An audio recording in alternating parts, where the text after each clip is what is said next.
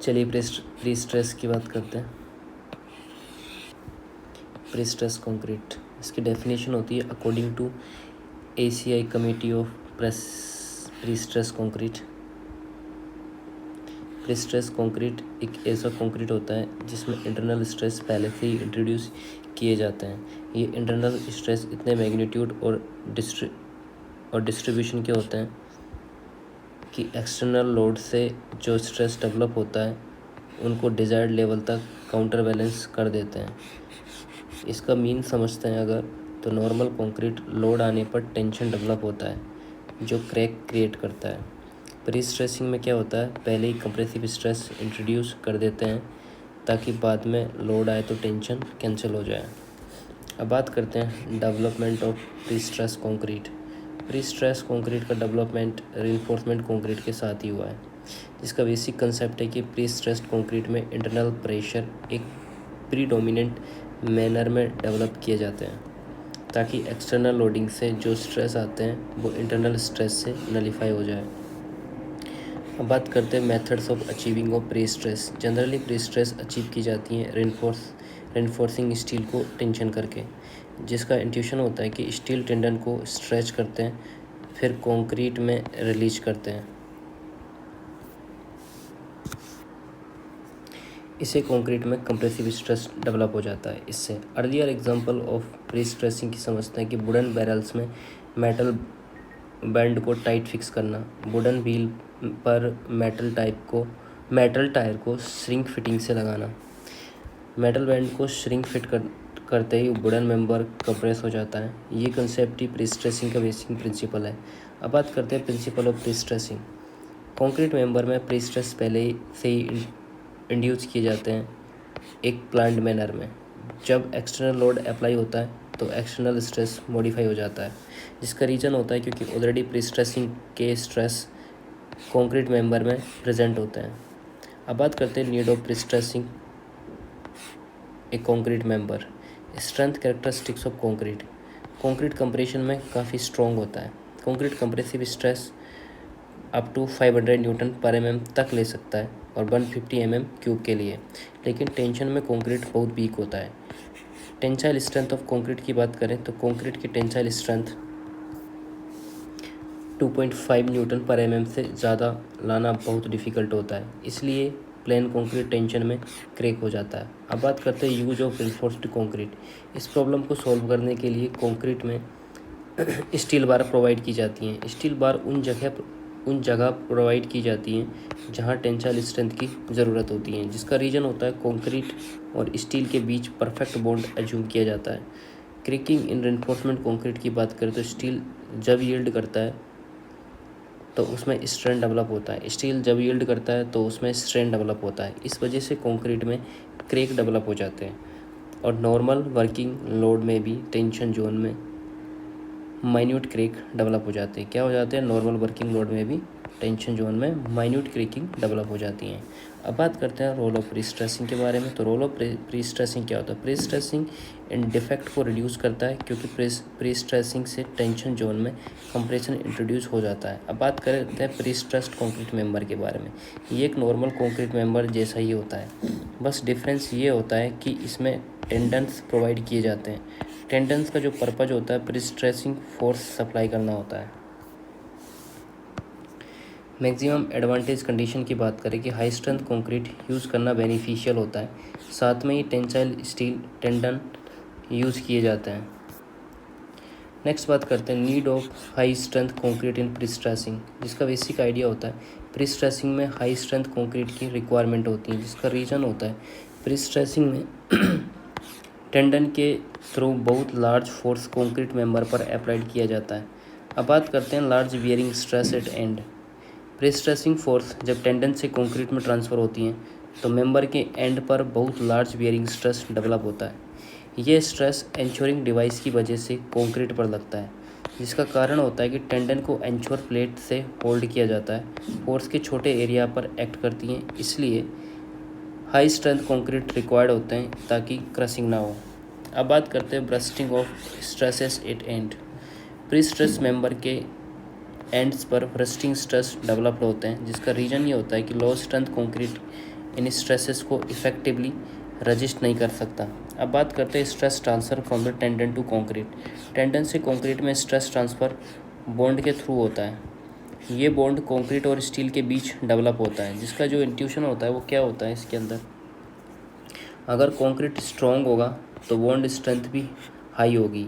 इस stress transfer efficient होता है। क्या होता है इससे, स्ट्रेस एफिशिएंटली ट्रांसफ़र होता है। अब बात करते हैं reduction in shrinkage concrete cracks.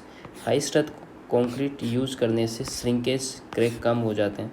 Prestress member में क्रैक होना अनडिज़ायरेबल होता है, इसलिए श्रिंकेज कम होना इम्पोर्टेंट है। अब बात करते हैं हाई मॉडुलस ऑफ प्लास्टिसिटी के बारे में। हाई स्ट्रेंथ कंक्रीट का मॉडुलस ऑफ प्लास्टिसिटी हाई होता है, अप्रॉक्स 5000 के। इसके रिजल्ट की बात करें तो इलास्टिक स्ट्रेन कम होती हैं, क्रैक स्ट्रेन भी कम होता है और प्रीस्ट्रेसिंग फोर्स का लॉस कम होता है। अब बात करते हैं reduction in self weight. High strength concrete use करने से मेंबर की साइज़ रिड्यूस की जा सकती है। साइज कम होने से मेंबर का सेल्फ वेट भी रिड्यूस होता है, तो उससे क्या होता है कि प्रीस्ट्रेस स्ट्रक्चर में सिलेंडर और लाइटर मेंबर बनाना पॉसिबल हो जाता है।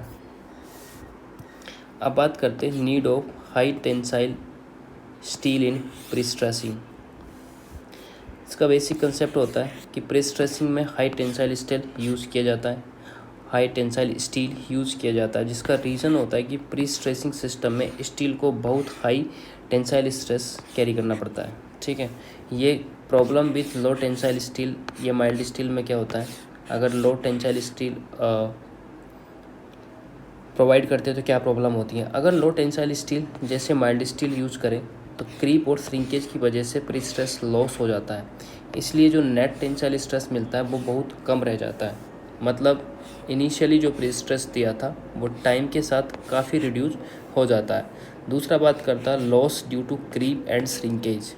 कंक्रीट में क्रीप और श्रिंकेज होता है, इस वजह से स्टील में स्ट्रेन लॉस होता है। जनरली क्रीप और श्रिंकेज का जो रेंज होता है वो 0.0008 यानी 0.08% होता है, जिसका कैलकुलेशन अगर स्ट्रेन जितना लॉस्ट होता है वो होता है 0.0008 और स्ट्रेन लॉस्ट इज इक्वल्स होता है strain into modulus of plasticity. This is the formula of strain lost, या E S is equals to 2 × 10⁵ होती है। स्ट्रेन लॉस कितना होता है 160 newton per M. Total loss of prestress की बात करें तो total loss of prestress 200 से 300 न्यूटन पर mm² होता है। परसेंटेज लॉस की बात करें तो अप्रोक्सीमेटली ये 10% से लेके 20% तक होता है। अब बात करते हैं requirement of high tensile steel. Pre stressing में इनिशियली स्ट्रेस 1000 से लेके 2000 न्यूटन पर mm² की रेंज में होना चाहिए, इसलिए हाई टेंसाइल स्टील यूज़ किया जाता है, जिसका इंट्यूशन होता है अगर इनिशियल स्ट्रेस बहुत हाई होगा तो लॉसेज के बाद भी सफिशिएंट प्री स्ट्रेस बचा रहेगा। इसी वजह से प्री स्ट्रेसिंग में high tensile steel tendons use किए जाते हैं। नेक्स्ट बात करते हैं relative comparison of prestress concrete beam and reinforced concrete beam. Relative comparison of pre-stressed concrete beam and reinforced concrete beam. Use of concrete section. Relative comparison of pre-stressed concrete beam and reinforced concrete beam. Comparison करते हैं किस किस के बीच में, pre stress concrete beam के अंदर और reinforced concrete beam के अंदर। रेनफोर्स्ड कॉन्क्रीट बीम की बात करते हैं, सिर्फ कंप्रेशन साइड का कॉन्क्रीट यूज़फुल होता है, टेंशन साइड में क्रैक डेवलप हो जाते हैं, इसलिए कंक्रीट इफेक्टिवली वर्क नहीं करता है। अब बात करते हैं प्री स्ट्रेस कंक्रीट बीम के बारे में। पूरी कंक्रीट सेक्शन यूज़फुल होती हैं, जिसका रीज़न होता है पूरा सेक्शन कंप्रेशन में रहता है अनक्रैक्ड सेक्शन के। इंट्यूशन जो होते हैं इसके प्री स्ट्रेसिंग टेंशन को कैंसिल कर देता है, इसलिए पूरा कंक्रीट एफिशिएंटली वर्क करता है। शियर रेनफोर्समेंट की बात करें तो reinforced concrete beam generally lateral shear reinforcement provide की जाती है, जिसका पर्पज होता है शियर फोर्स की रजिस्ट करने की। प्री स्ट्रेस्ड कंक्रीट बीम का साइज छोटा होता है, प्रीस्ट्रेटिंग टेंडन की वजह से शियर रेनफोर्समेंट काफ़ी हद तक अवॉइड हो जाता है।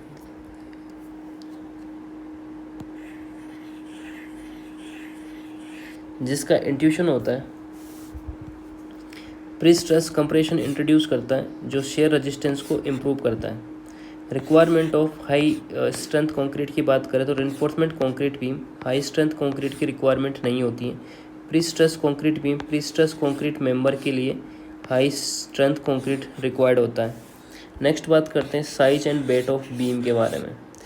तो रेनफोर्समेंट कंक्रीट बीम जो होती हैं वो आरसी बीम्स काफ़ी हैवी और लार्ज साइज के होते हैं। प्री स्ट्रेस कंक्रीट बीम की बात करें तो पीएससी बीम वेट में लाइट होते हैं, साइज भी कंपैरेटिवली स्मॉलर होती हैं और ये लॉन्ग स्पान्स के हैवी लोड कैरी करने के लिए सूटेबल होते हैं। दूसरी बात करते हैं ऑक्सिलरी यूनिट्स एंड इक्विपमेंट्स के बारे में। रेनफोर्समेंट कंक्रीट बीम के अंदर कंस्ट्रक्शन में एक्स्ट्रा ऑक्सिलरी यूनिट की ज़्यादा नीड होती है।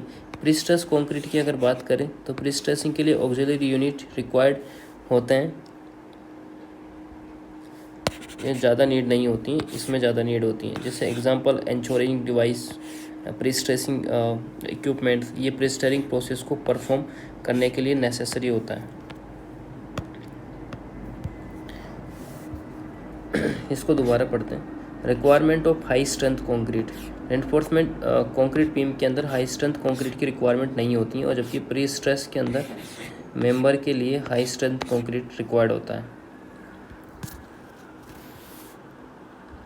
रेनफोर्समेंट कंक्रीट बीम सिर्फ कंप्रेशन साइड में कंक्रीट यूज़फुल होता है, टेंशन में क्रैक डेवलप हो जाते हैं इसलिए कंक्रीट इफेक्टिवली वर्क नहीं करता, सिर्फ कंप्रेशन साइड में कंक्रीट यूज़फुल होता है। प्री स्ट्रेस कंक्रीट बीम के अंदर पूरी कंक्रीट सेक्शन यूज़फुल होती है जिसका रीजन होता है पूरे सेक्शन में कंप्रेशन में रहता है, अनक्रैक्ड सेक्शन होता है। प्री स्ट्रेस टेंशन को कैंसिल कर देता है इसलिए पूरा कंक्रीट इफेक्टिवली वर्क करता है। दूसरी बात करते हैं शेयर रेनफोर्समेंट के बारे में। Reinforcement concrete beam generally lateral share reinforcement provide की जाती है जिसका पर्पज होता है शेयर फोर्स को रजिस्ट करना होता है, जबकि प्री स्ट्रेस कंक्रीट के अंदर बीम का साइज छोटा होता है। प्री स्ट्रेसिंग टेंडन की वजह से शेयर रेनफोर्समेंट काफ़ी हद तक अवॉइड हो जाता है। जो प्री स्ट्रेस कंप्रेशन इंट्रोड्यूस करता है जो शेयर रेजिस्टेंस को इम्प्रूव करता है। प्री स्ट्रेस कंप्रेशन इंट्रोड्यूस करता है जो शेयर रेजिस्टेंस को क्या करता है, इम्प्रूव करता है। इसको ध्यान से पढ़ना है। अब बात करते हैं कुछ टर्मिनोलॉजीज़ के बारे में, प्री स्ट्रेस कंक्रीट टर्मिनोलॉजीज़ के बारे में। तो टेंडेंस क्या होते हैं, टेंडेंस की डेफिनेशन क्या होती है वो देखते हैं। टेंडेंस एक स्ट्रेच्ड एलिमेंट होता है जो कंक्रीट मेंबर में प्री स्ट्रेस इंट्रोड्यूस करता है। इसके मटेरियल की बात करें तो generally high tensile steel wire tendons के रूप में यूज होता है। टेंडेंस को स्ट्रेच करके कंक्रीट को कंप्रेस किया जाता है, ठीक है। नेक्स्ट आता है एंचोरेज। जब टेंडन को डिज़ायर्ड लेवल तक स्ट्रेच किया जाता है तो एंचोरेज प्रोवाइड की जाती है जिसका पर्पज होता है टेंडन से कंप्रेशन फोर्स कंक्रीट को ट्रांसफ़र करना, टेंडन में रिक्वायर्ड प्री स्ट्रेस मेंटेन करना, इसका पर्पज होता है। कॉमनली जो एंचोरेज सिस्टम होता है वो फ्रेंसिनेट, मैग्नल ब्लैंटन, गिफोर्ड ओंडाल एंड लिनोरवर्ड, क्या लिख रखा है और डाइविडेग, लीमैकल एंड रॉयवेलिंग सिस्टम, इनके जो इंट्यूशंस होते हैं। एंचोरेज एक लॉकिंग सिस्टम है जो स्ट्रेच टेंडन को स्लिप होने से रोकता है, स्ट्रेच टेंडन को। अब बात करते हैं प्री टेंशनिंग के बारे में जिसका डेफिनेशन होता है प्री स्ट्रेसिंग का एलिमेंट जिससे टेंडन कंक्रीट प्लेस करने से पहले टेंशन किए जाते हैं। प्री स्ट्रेसिंग का मेथड जिसमें टेंडन्स कंक्रीट प्लेस करने से पहले ही टेंशन किए जाते हैं। अब बात करते हैं फोर्स ट्रांसफ़र के बारे में। तो प्री स्ट्रेस स्टील और कंक्रीट के बॉन्ड के थ्रू ट्रांसफ़र होता है। पहले स्टील को स्ट्रेच करते हैं, फिर कंक्रीट डालते हैं और हार्ड होने पर फोर्स ट्रांसफ़र होता है। अब बात करते हैं पोस्ट टेंशनिंग के बारे में। पोस्ट टेंशनिंग क्या होती है?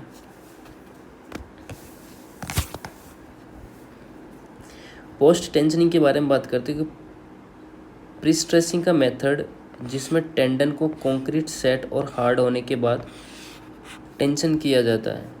फोर्स ट्रांसफ़र कैसे होता है इसके अंदर? प्री स्ट्रेस कंक्रीट को वियरिंग के थ्रू ट्रांसफ़र होता है, जिसका इंट्यूशन होता है कंक्रीट पहले बन जाता है, बाद में स्टील को जैक से स्ट्रेच करते हैं।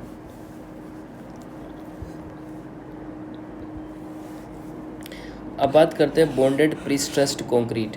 प्री स्ट्रेस कंक्रीट में ट्रांसफ़र होता है स्टील और सराउंडिंग कंक्रीट के बॉन्ड के थ्रू, जिसका एग्जांपल होता है प्री टेंशन मेंबर। इस कैटेगरी में आते हैं, जो प्री टेंशन मेंबर होते हैं वो इस कैटेगरी के अंदर आते हैं। दूसरी बात करते हैं non bonded pre stress concrete. यहाँ पर प्री स्ट्रेस बॉन्ड से ट्रांसफ़र नहीं होता है, तो किससे ट्रांसफ़र होता है? प्री स्ट्रेस बियरिंग के थ्रू ट्रांसफ़र होता है। इस जगह पर टेंडन की जो प्लेसमेंट होती है वो कंक्रीट में बनाए गए डक्ट में होती है। ये कंक्रीट सेक्शन के आउटसाइड भी हो सकते हैं। तो पोस्ट टेंशन में मेंबर के ग्रुप में आता है। क्या आता है? मेंबर के ग्रुप में आता है। ये पोस्ट टेंशन के मेंबर के ग्रुप में आता है। नेक्स्ट आता है आपका full pre stressing. Applied load की वजह से कंक्रीट में जो टेंशन स्ट्रेस डेवलप्ड होता है वो कंपैरेटिवली नलीफाई हो जाता है। एग्जिस्टिंग रीजन जो होता है इसका existing pre stress tensile stress को कैंसिल कर देता है।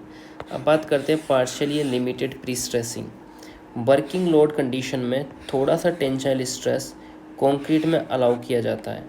एडिशनल रेनफोर्समेंट की बात करें तो अनटेंशन्ड रेनफोर्समेंट प्रोवाइड किया जाता है।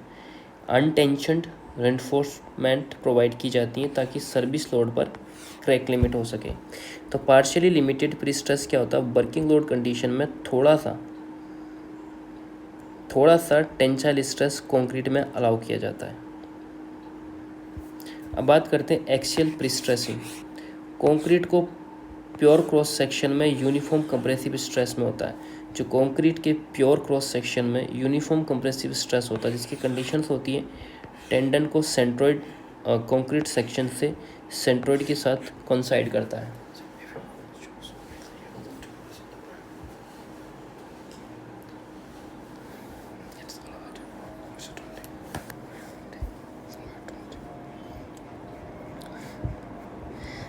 नेक्स्ट बात करते हैं इलेक्ट्रिक प्री स्ट्रेसिंग।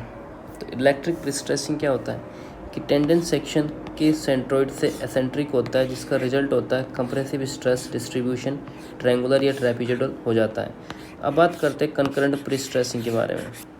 इस मेथड में केवल कंकॉर्डेंट प्रोफाइल फॉलो करती हैं। स्पेशल प्रॉपर्टी इंडिटरमिनेट स्ट्रक्चर में स्पॉट रिएक्शन में कोई चेंज नहीं होता है।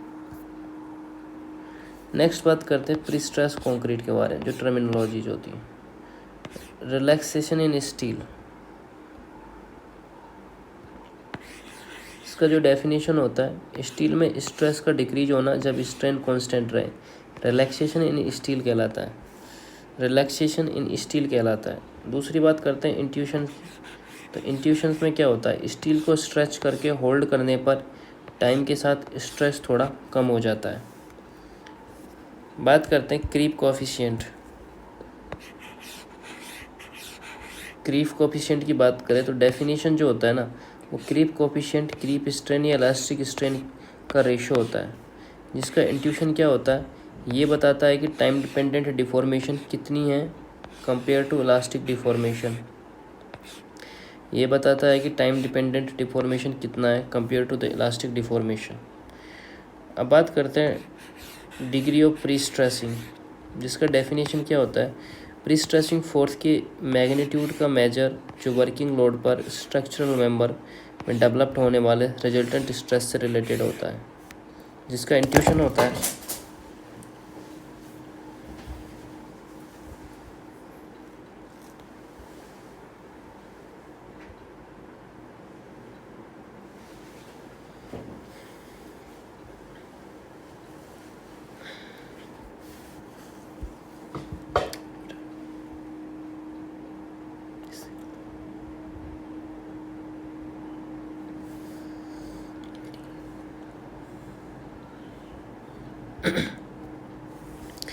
अब बात करते हैं इंट्यूशंस के बारे में। तो ये बताता है कि मेंबर में कितना प्रेशर अप्लाई किया गया है। बात करते हैं डिबॉन्डिंग, जिसका डेफिनेशन ये होता है, डेफिनेशन ये है कि स्टील टेंडन्स और सराउंडिंग कंक्रीट के बीच बॉन्ड को प्रिवेंट करना होता है। और जो इंट्यूशन होता है, कभी कभी इंटेंशनली बॉन्ड रिमूव किया जाता है ताकि स्ट्रेस डिस्ट्रीब्यूशन कंट्रोल किया जा सके। नेक्स्ट आता है ट्रांसमिशन लेंथ। इसकी डेफिनेशन क्या होती है ट्रांसमिशन लेंथ की, कि प्री टेंशन मेंबर के एंड से फुल स्टील स्ट्रेस डेवलप्ड होने तक जो बॉन्ड एंचोरेज लेंथ होती हैं उससे ट्रांसमिशन लेंथ बोलते हैं। प्री टेंशन मेंबर के एंड से फुल स्टील स्ट्रेस डेवलप्ड होने तक जो एंचोरेज लेंथ होती है उसे ट्रांसमिशन लेंथ कहते हैं। इसका इंट्यूशन क्या है, टेंडन को स्ट्रेस ग्रेजुअली कंक्रीट में ट्रांसफ़र होता है, एक स्पेसिफिक डिस्टेंस के बाद फुल ट्रांसफ़र होता है। क्या होता है, टेंडन का स्ट्रेस ग्रेजुअली कंक्रीट में ट्रांसफ़र होता है, एक स्पेसिफिक डिस्टेंस के बाद फुल ट्रांसफ़र होता है। अब बात करते हैं ट्रांसफ़र की, जिसकी डेफिनेशन क्या होती है, वो स्टेज जहाँ प्री स्ट्रेस कंक्रीट में ट्रांसफ़र होता है। प्री टेंशन मेंबर की बात करें तो प्री स्ट्रेस रिलीज होता है जब बल्क हेड से टेंडन रिलीज किए जाते हो। अब बात करते हैं पोस्ट टेंशन मेंबर के बारे में। ट्रांसफ़र टेंशनिंग प्रोसेस कंप्लीट होने के बाद होता है, ट्रांसफ़र टेंशनिंग प्रोसेस कंप्लीट होने के बाद होता है। अब बात करते हैं सर्कुलर प्री स्ट्रेसिंग के बारे में, जिसकी डेफिनेशन क्या होती है, सर्कुलर मेंबर जैसे पाइप और टैंक में प्री स्ट्रेसिंग प्रोसेस को सर्कुलर प्री स्ट्रेसिंग कहते हैं। जिसका इंट्यूशन क्या होता है, वाटर टैंक में खूब कंप्रेशन क्रिएट की जाती हैं ताकि टेंसाइल स्ट्रेस कंट्रोल हो सके। अब बात करते हैं प्रूफ स्ट्रेस, जिसकी डेफिनेशन क्या होती है, स्टील में टेंसाइल स्ट्रेस जो अनलोडिंग पर 0.002% रेसिड्यूल स्ट्रेंथ प्रोड्यूस करती हैं। अब बात करते हैं इसके इंट्यूशन के लिए, ये स्टील की यील्ड कैपेसिटी को डिफाइन करता है जब क्लियर यील्ड पॉइंट अवेलेबल नहीं होता है। अब बात करते हैं कैप केबल के बारे में। कैप केबल की डेफिनेशन क्या होती है, कंटिन्यूस मेंबर के इंटीरियर सपोर्ट पर अरेंज्ड शॉर्ट कर्व केबल को कैप केबल बोलते हैं। क्या बोलते हैं, कंटिन्यूस मेंबर के इंटीरियर सपोर्ट पर अरेंज शॉर्ट कर्व केबल को कैप केबल बोलते हैं। जिसकी पोजीशन क्या होती है, एंचोर्स कंप्रेशन जोन में होता है, कर्व्ड पोर्शन टेंशन जोन में होता है। नेक्स्ट बात करते हैं यूनी एक्सियल, बाई एक्सियल और ट्राई एक्सियल प्री स्ट्रेसिंग। अब बात करते हैं यूनी एक्सियल प्री स्ट्रेसिंग के बारे में। कंक्रीट सिर्फ एक डायरेक्शन में प्री स्ट्रेस्ड होता है। बाई एक्सियल प्री स्ट्रेसिंग की अगर बात करें तो कंक्रीट दो म्यूचुअली परपेंडिकुलर डायरेक्शन में प्री स्ट्रेस होता है। अब बात करते हैं ट्राई एक्सियल प्री स्ट्रेसिंग के बारे में। कंक्रीट तीन म्यूचुअली परपेंडिकुलर डायरेक्शन में प्री स्ट्रेस्ड होता है। जिसका नेक्स्ट होता है, हाँ मतलब समझ गए आप मेरी बात, क्या होता है इसमें कि यूनी एक्सियल, बाई एक्सियल और triaxial. Uniaxial prestressing की बात करें तो कंक्रीट सिर्फ एक डायरेक्शन में ही प्री स्ट्रेस्ड होता है।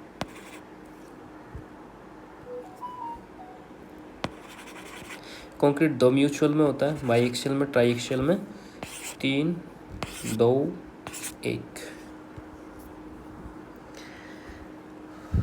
अब बात करते हैं advantage of pre stressed concrete. क्या एडवांटेज है, बेसिक आइडिया डिस्कस कर लेते हैं। तो बेसिक आइडिया क्या है, pre stressed concrete reinforced concrete से ज़्यादा एडवांटेज प्रोवाइड करता है। सबसे पहला जो एडवांटेज है वो ये कि efficient use of cross section. Fully stressed member में वर्किंग लोड के अंडर टेंसाइल स्ट्रेस नहीं होते हैं।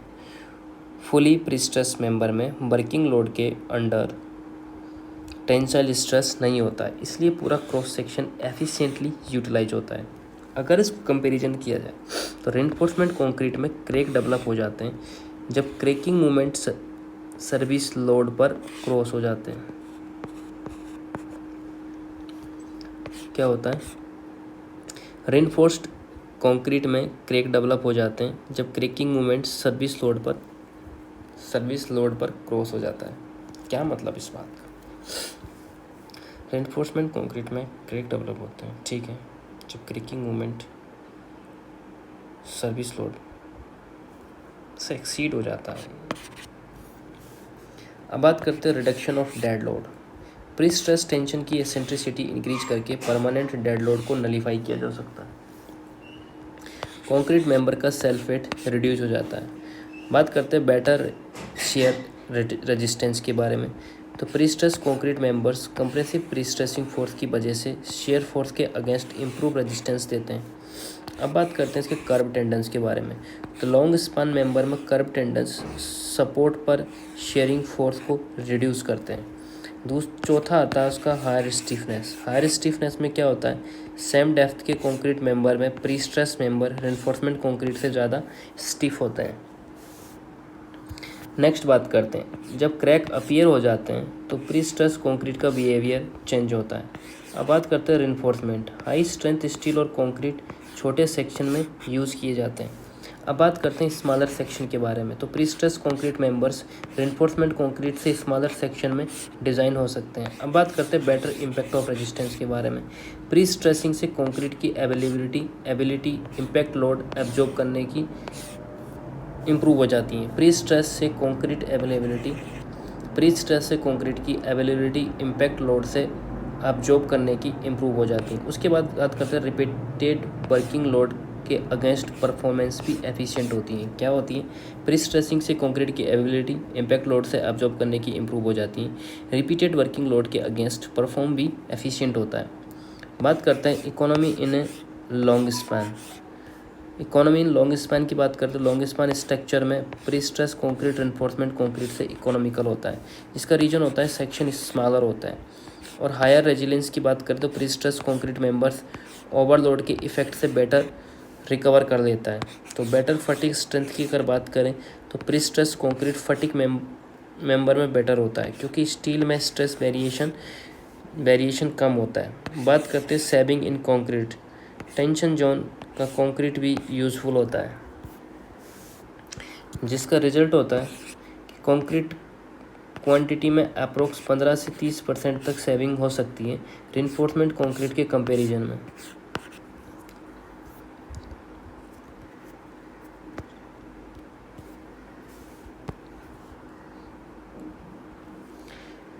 Remarkable prestressed concrete structure in India, जिसका ओवरव्यू होता है। इंडिया में कई important structures prestressed concrete technology से बनाए गए हैं।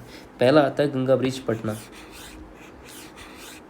ये वर्ल्ड का लॉन्गेस्ट प्रीस्ट्रेस्ड कंक्रीट ब्रिज माना जाता है, जिसकी टोटल लेंथ कितनी 5575। कंटिन्यूस स्पान जो होता है इसमें 121.65 मीटर का होता है, और जिसमें ग्रेडर का टाइप होता है ना, वो prestressed concrete grader of variable depth होती हैं। दूसरा बात करते हैं बाल टैंक ट्रॉम्बे इन मुंबई। बाल टैंक प्रीस्ट्रेस कंक्रीट का टैंक है। इसकी जो कैपेसिटी वो 4x10⁶ लीटर है। Constructed by the department of atomic energy की बात की जाती है इसमें। तीसरा है गोमती एक्वाडक्ट, यूपी के अंदर जो है इंडिया का लॉन्गेस्ट और बिगेस्ट एक्वाडक्ट है, जिसकी डेप्थ है 9.9 मीटर डीप। प्रीस्ट्रेस कंक्रीट का ग्रेडर यूज हुआ है। Weight of each girder 550 ton या 5500 टन किलो न्यूटन होता है, जो 21.8 मीटर है। नेक्स्ट आता है Boeing hangar Santa Cruz airport में।